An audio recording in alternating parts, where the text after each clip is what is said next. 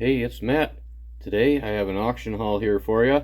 The next two videos after this one will also be an auction from the same one. I have two other lots. I just figured I'd split it into three because it won't all fit on here and just make it easier in shorter videos. So let's take a look at this first lot here. I won this one for 45 bucks.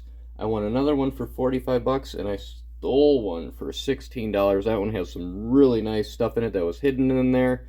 Kind of took a gamble on it and it paid off. It is worth probably more than these $45 ones here that I got. But let's take a look at this and see if I overpaid for this or not. I'm sure you'll let me know. But as you can see, I have some chisels on each end here, so I've flanked it with garbage. So let's take a look at this one. We have a Ward Master, not in the greatest shape. It's been worked many a times. Pretty badly, so I don't know. The handle isn't in that great a shape either, so I don't know if I'm going to try to do anything with that thing. Over on the right we have a Craftsman, and it's a Craftsman Professional, but it's not in great shape either. In fact, it's in pretty bad shape. I don't think anyone's really tried to work this one, but I don't know. I don't know what I'm going to do with that. And then we have some more chisels over here. These are a little more interesting. We have ourselves a Gensco made in Sweden, and I'll have to look these up. Some of these old Swedish chisels are worth some money, but these are pretty beat up, and they've been worked a little bit. They might be able to be brought back. These aren't as bad as the other two. Let's take a look at this big one, because this one's a different brand. It has the same handle on it. But this one is a, oh, you want to get in there, Solliden, Sweden. And again, this one's kind of rounded. Doesn't look the greatest. I keep bumping this camera, stay still. Not the greatest. Might be able to bring this one back to life a little bit, I don't know. Let's move along. Pair of needle nose. Kind of garbage, no name on them, won't close all the way. I think those are hog ring pliers. You have this diamond, little curved jaw pliers here. M16 in decent shape. The jaws are a little mashed, I think, on one of these ends. Oh no, that doesn't look too bad. Yeah, those don't look too bad. A little loose, but can be tightened up, so that's not that bad of a grab there, I don't think. Got these Blue Point snap ring pliers, or so they used to be. PR 129A. Kind of unfortunate that these have been ground down to serve another type of ring removal purpose here, but I'll still hang on to those and just throw them into the drawer, because you never know if I might need to modify a tool one day, and somebody has already done it for me with that one. So alright, we got some nippers, and these are Craftsman 4520 BF Japan. Not in the greatest of shape. Come on, zoom in there. Focus.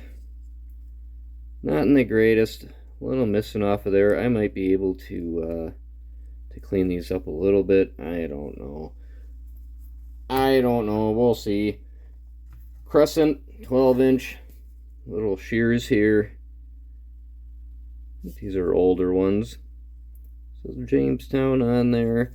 I don't know, they're really tight. Really tight. Gotta lube them up, clean them up a little bit. I don't know, probably won't get too much for those. Or these. And these are Wiss USA. I know I had some shears in there. I'm like, what company made these? And yeah, I'm a moron. Wiss. Wiss is the company. And these aren't in bad shape. V10. About 3/4 down, it starts giving you that swooshing noise, so these might not be too bad, but the paint's on them. They're not too rusty. These might clean up nicely. I don't know how much I'll get for them. Probably not much, so. These are really cool here. I don't know if you've ever seen these. I've never seen these, and it took me a while. I had to look it up. I had no clue. So what we got here are some pliers, right? And they lock into place with this. Okay, and then it's got this weird little twirly-do that comes out of here. What on earth?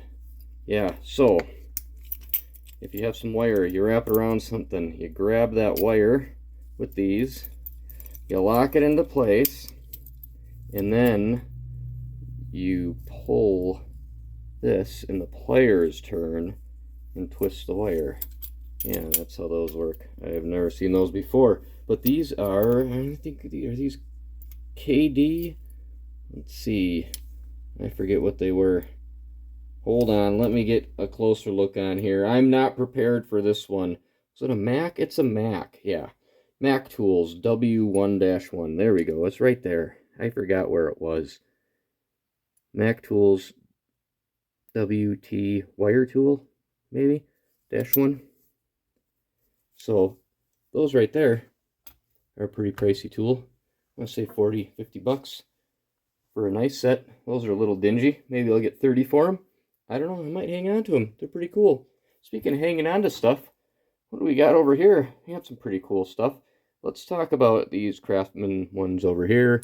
We got, this is, I think, the oldest one. Craftsman #1. It's a 7/16 half inch. Nope, 17/32. I lied. It says vanadium on it. So this is the older of the wrenches here. This is from 1935 to 1941 is when they said vanadium on there, and it's a CI with the Craftsman underline. So 1935 to 1941 on that one, but these other two don't say vanadium. They just say forged in USA. And 9/16 half inch CI. So these are a little bit later. These are 1942, 41, 42, around in that range. And if it had a 3 down here, it would be, 43 to 45 or later than 42. Somewhere around there. Don't quote me on that, just roughly. So that one's got some delamination on it. So does this one. Not in the greatest shape, but I like these tappet wrenches, these really thin wrenches. They come in handy for other stuff. So let's talk about the elephant in the room. These long freaking things here. What on earth? Look at this. Blue Point. Got ourselves an XL 140, 7/16, a little wider. We got a half inch. We got a 9/16. Those are all of this same year with that same code right there. 1953. So I have 3 1953s, a 9/16, a half inch, and a 7/16, and then I have this one over here, which is another 9/16, but it's a thin one. It's got a different part number, XL 186, and that one's from 1952, a year earlier. But I mean, look at that thing. I didn't measure it. Should I get a tape measure? Let's measure it. I'll be right back. Just wait. Jeez, relax. Alright, what do we got here? Bong, bong, bong, bong. Man, that thing's almost 14 inches long. So, that's why I bid on this thing. I wanted these. I don't know what these go for. Maybe 10, 15 bucks a piece. I think that these probably are well worth what I paid for it. Probably going to sell these Craftsman ones. Probably try to sell these cutters here. I might hang on to those wire thingies. Those are beat up, so I don't feel right selling them. Same with that. Those I might sell. Those are in pretty good shape. I'll probably hang on to these chisels just because they're beat and what have you. I don't know. What do you think? 45 bucks? Should I do a wrap-up? I don't need to do a wrap-up. I don't have any of this stuff, so there's not really going to be a wrap-up for this one. But, alright, what do you think? What's your favorite thing in here?